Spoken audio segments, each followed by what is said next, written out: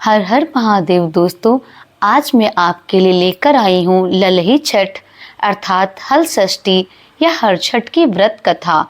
यह व्रत कथा बहुत ही प्राचीन लोक कथा है, इसलिए जो भी माताएं यह व्रत कर रही हैं इस कथा को तो अवश्य ही पढ़ें। नहीं पढ़ सकते तो प्लीज इसे जरूर सुने। तो कथा इस प्रकार है। एक राजा थे, उन्होंने सागर खुदवाया, घाट बनवाए, परंतु उसमें पानी नहीं आया। राजा ने बहुत प्रयास किए लेकिन पानी फिर भी नहीं आया। इससे राजा बहुत चिंतित हो गए कि अब क्या किया जाए। राजा ने गांव के पुरोहित को बुलाकर उनसे उपाय पूछा, आखिर किस प्रकार सागर में पानी भरा जाए। तब पंडित ने विचार कर कहा, राजा उपाय तो है लेकिन बहुत कठिन है, जिससे सागर भर सकता है।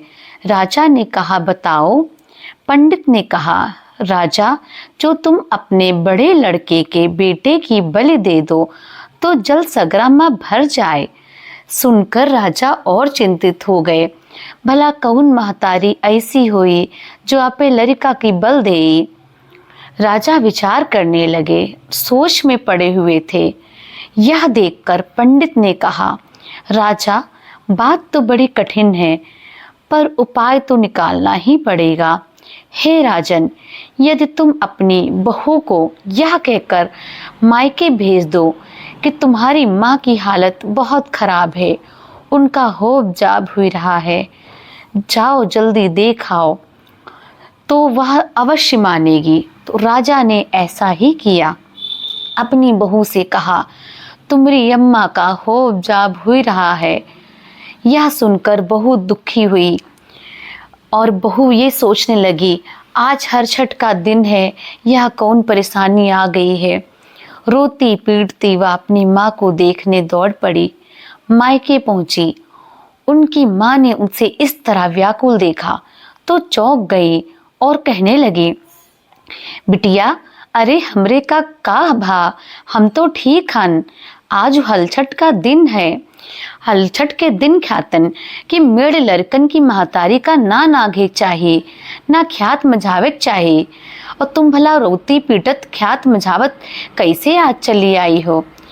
और जरूर कौनो छल है। अर्थात इसका मतलब है कि हर छठ के दिन कहीं बाहर नहीं जाया जाता है और तुम क्यों यहाँ पे आ गई हो।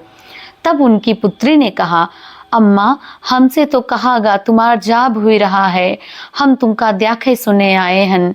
तो बेटी ने कहा कि हमसे कहा गया है आप बहुत बीमार हैं, बचने वाली नहीं हैं। तब बहू की माँ ने कहा, बिटिया हम तो सुना है तुम्हारे ससुर सगरा बनवाइन है, वही माँ पानी नहीं आवत, कौनों का बल देने जाए तो पानी आई। बिटिया तुम्हारे साथे घात कीनगा है, तुम जल्दी लौटो। बहू ने जब यह सुना तो बहुत परेशान हुई। बहू दिन भर से हर छठ व्रत थी। वह रोती पीटती हर छठ माँ की मनौती करती भागती हुई चली आई। रास्ते में उसने देखा कि जिस सगरा को उनके ससुर ने बनवाया था वह जल से भरा लहरें ले रहा था। पूरे हिमपात लहरा रहे। वहीं एक बालक खेल रहा है। वह उसी सगरा की ओर दौड़ती हुई गई तो देखा कि यह तो उन्हीं का पुत्र था। उन्होंने उसे उठा लिया और चूमने लगी। हर छठ माता को मनाने लगी।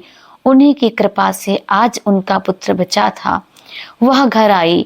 घर का दरवाजा बंद था। द्वार खुलवाया और कहने लगी, आज तो सब जने हमरे लड़का का बल चढ़ाए देनो, हमका बहाने से मई के पठे दियो। मुला आज हमरे सत से और हर छठ माता की दया से हमार गोदी फिर हरी भय। हमार लड़का तो वही सगरा में खेलत रहा।